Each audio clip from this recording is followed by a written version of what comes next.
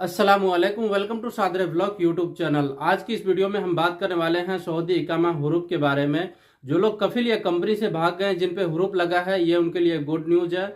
जो लोग सऊदी से डिपोर्ट होकर के अपने देश वापस चले गए हैं, इंडिया, पाकिस्तान, बांग्लादेश, उसका सवाल है किस तरह हम दोबारा सऊदी आ सकते हैं, इनमें कितने साल का बैन किया जाता है। अगर आपका कफिल या कंपनी आपके ऊपर फेक हुरूफ लगा दिया है तो आप उसे किस तरह हटा सकते हैं, और भी बहुत सी जानकारी इस वीडियो में आप लोगों के साथ मैं शेयर करने वाला हूं। तो इस वीडियो को एक अभी से लाइक कर दीजिए और चैनल पे पहली बार आए तो चैनल को सब्सक्राइब कर लीजिए। कोई भी वीडियो अपलोड करो तो उसका नोटिफिकेशन आप तक पहुंच सके। अब हम बात कर लेते हैं कि हुरूफ को किस तरह से रिमूव किया जाए। अगर आप किसी भी कंपनी में काम कर रहे हैं और उन्होंने आपके ऊपर हुरूफ लगा दिया है और आप भागे हुए हैं, आपको 2 महीने हो गए, 4 महीने हो गए या 2 साल हो गए, अगर वो कंपनी बंद हो गया तो आप मकतब अमल में जा करके आप अपना हुरूफ को रिमूव करवा सकते हैं। इसमें कफिल या कंपनी की कोई जरूरत नहीं है। अगर आपके ऊपर कोई भी कंपनी हुरूफ लगाता है और वो कंपनी पहले से रेड जोन में है तो इस केस में भी आप जाकर के मकतब आमिल में आप अपने हुरूफ को रिमूव करा सकते हैं। इसमें भी आपकी कफिल या कंपनी की जरूरत नहीं है। अगर आपका इकामा एक्सपायर है, आप सऊदी में काम कर रहे हैं और एक्सपायर हुए 90 दिन से ऊपर हो गया, उसके बाद अगर आपका कफिल आप पे हुरूफ लगाना चाहे तो वो हुरूफ नहीं लगता है। एक वो एरर डाल दिया जाता है कि हाँ, ये बंदा मेरे पास काम नहीं कर रहा है, इस वक्त ये प्रेजेंट नहीं है, ये अब्सेंट है। तो इस केस में एक हुरूफ लगता है, वो छोटा सा हुरूफ है और ये हुरूफ का कोई मायने नहीं है। आप इस हुरूफ को मकतब अमल में जाकर के रिमूव करा सकते हैं बहुत आसान तरीके से। ये 2 से 4 दिन के अंदर रिमूव हो जाता है।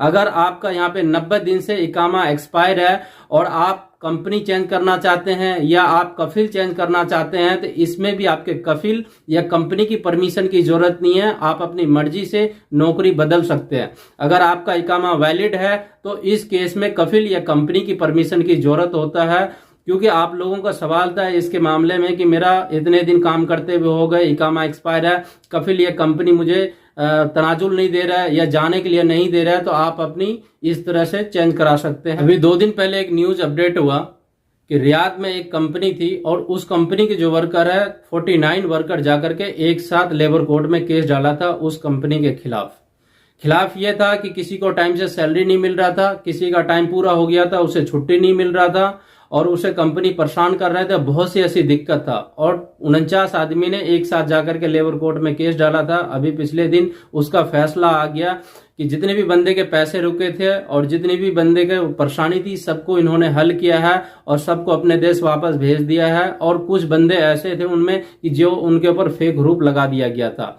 और यहाँ पे फेक हुरूफ आज के डेट में बहुत आसान है लगना। जिस हिसाब से आपका कफिल या कंपनी आपका छुट्टी अप्लाई करता है या फाइनल एग्जिट अप्लाई करता है तो उसी जगह पे एक ऑप्शन आता है हुरूफ का या फाइनल एग्जिट का या निहाई खरूज का, जो भी है उस तरह से वो ऑप्शन सिलेक्ट कर लेते हैं। सिलेक्ट करने के बाद 15 दिन का टाइम होता है। 15 दिन के अंदर अंदर वो अपने फोन से रिमूव कर सकता है। अगर 15 दिन क्रॉस हो गया है तो उसके बाद आपका कफिल मैनुअली उसे हटा नहीं सकता। उसके लिए मकतब आमिल और जवाजात जाना होगा, वहां जाकर के 2000 रियाल का पेनल्टी पे करना होगा। उसके बाद ही आपका हुरूफ हटेगा। अगर आप उसके खिलाफ केस कर देते हैं और ये केस अगर आप जीत जाते हैं कि आप बिल्कुल सही हैं, आप ड्यूटी पे प्रेजेंट था, पिछले महीने आपको सैलरी मिली है सैलरी कार्ड में या आपको सैलरी कैश मिला है और आपके पास ऐसा कोई सबूत है, तो इस केस में उन पे कार्रवाई किया जाएगा और आपका हुरूफ भी हट जाएगा। तो ये इस तरह से आज के डेट में बहुत से ऐसे कफिल या कंपनी है, वो आपको जरा जरा सा बात पे धमकी देता है कि मैं तुम्हारे पर हुरूफ लगा दूंगा, तो मैं तुम्हारा आईडी लॉक कर दूंगा, तो मैं तुम्हें इस कंट्री से जाने के लिए नहीं दूंगा, हमेशा के लिए तुम्हें जेल में बंद करवा दूंगा। तो ये एक आपको धमकी दिया जा रहा था। इस धमकी पे आप बिल्कुल ही ध्यान न दें, क्योंकि यहाँ की गवर्नमेंट दिन पर दिन अच्छा कानून ला रहे हैं और बहुत ही अच्छा लेबर व्यवस्था किया जा रहा है। यहाँ पे जो लोग यहाँ पे काम करते हैं उसके हक में अभी ज्यादातर फैसला आ रहा है। पहले जरा सा बात के लिए भी हुरूफ लगाते थे, जब लेबर कोर्ट में जाता था और वहां जाने के बाद फिर सॉरी बोल करके फिर मामला रफा दफा करके आपको निहाई खरूज देकर के अपने देश वापस भेज दिया जाता था। और अभी के डेट में सॉरी से काम नहीं चलता है। अगर वो सॉरी बोल दिया तो उसका नाम ब्लैक लिस्ट पे कर दिया जाता है। जो लोग सऊदी में काम कर रहे थे अपने कफिल या कंपनी से भाग करके, वो पुलिस में पकड़वा करके जेल के जरिए डिपोर्ट होकर के इस कंट्री से चले गए। उनका सवाल है कि दोबारा मैं इस कंट्री में किस तरह आ सकता हूं। उनका कोई यार दोस्त है कि पैसे लेकर के उसका सऊदी में एंट्री करा देगा। क्या हमें ऐसा करना चाहिए? तो ये गलत तरीका है, ये आप बिल्कुल ही ना करें। ऐसा करना बहुत ही गलत है। यहाँ आने के बाद अगर कोई भी दिक्कत हो जाता है या किसी भी लफड़े में आप फंस जाते हैं तो ये आपके लिए बहुत बड़ा प्रॉब्लम हो जाएगा। तो आप ऐसी गलती ना करें, आप सही तरीके से आएं और गलत तरीके से आप किसी भी देश ना जाएं। वहां जाने के बाद अगर फंस जाएंगे तो आपका बहुत ज्यादा नुकसान हो जाएगा और आपको कोई यहाँ पे देखने वाला या कोई बचाने वाला या कोई भी छुड़ाने वाला आपको नहीं मिलेगा। तो ऐसी गलती बिल्कुल ही ना करें। सऊदी में 90% लोगों के ऊपर हुरूप इस तरह से लगते हैं कि आपको बहुत से ऐसे यार दोस्त है कि बहकाने वाला मिल जाएगा कि ये कफिल सही नहीं है, कंपनी सही नहीं है, भाग जाओ, फलाने जगह पे काम दिलवा दूंगा। जब एक बार आप भाग जाते हैं, हुरूप लग जाता है, तो वही आदमी आपका मदद नहीं करेगा।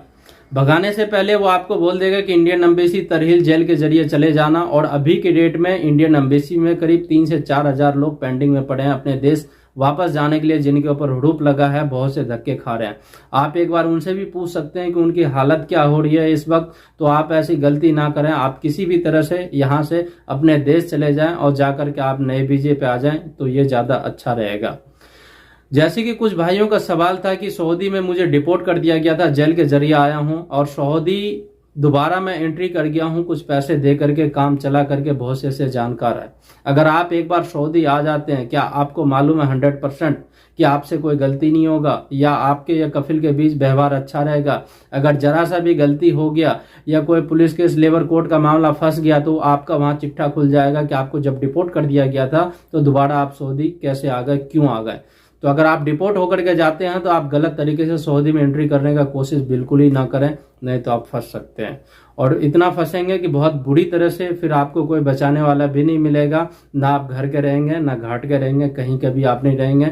आप अपने बीवी बच्चे और अपने घर परिवार को छोड़ करके इस देश में पैसा कमाने आए हैं। अगर आपको कुछ हो जाता है तो आपके पीछे उनका क्या होगा? तो इन चीज को देखते हुए आप गलत कदम बिल्कुल ही ना उठाएं। आप सही तरीके से आएं और अच्छे तरीके से आ करके यहाँ पे काम करें। अगर इस देश में आपका एंट्री बैन है तो आप किसी और देश में चले जाएं। बहुत सी ऐसी कंट्री है काम करने के लिए। जरूरी नहीं कि जिस कंट्री में आप डिपोर्ट हुए हैं उसी कंट्री में आपको जाना है। तो ये इस तरह से आप काम कर सकते हैं। और जिनके ऊपर हुड़ूप लगा है इस वक्त, जो सऊदी में प्रेजेंट है, तो वो इंडियन एम्बेसी में फॉर्म भरें या तरहील में जाएं। और अगर आपको तरहील और इंडियन एम्बेसी का सहारा नहीं मिल रहा है, आपको थोड़ा जल्दी जाना है, तो आप पुलिस में पकड़वा के डिपोर्ट होकर चले जाएं। 15 से 20 दिन में, यानी 1 महीने के अंदर अंदर आप अपने देश वापस पहुंच जाएंगे। यही है कि दोबारा आपका लाइफ टाइम बैन होगा सऊदी में, दोबारा आप सऊदी एंट्री नहीं कर सकते हैं।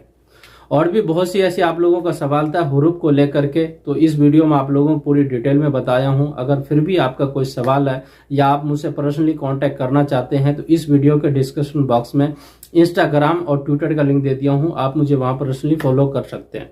तो इस वीडियो को यहीं समाप्त करते हैं। मिलते हैं आप लोगों से किसी नेक्स्ट वीडियो में और किसी नेक्स्ट अपडेट के साथ। तब तक के लिए खुदा हाफिज।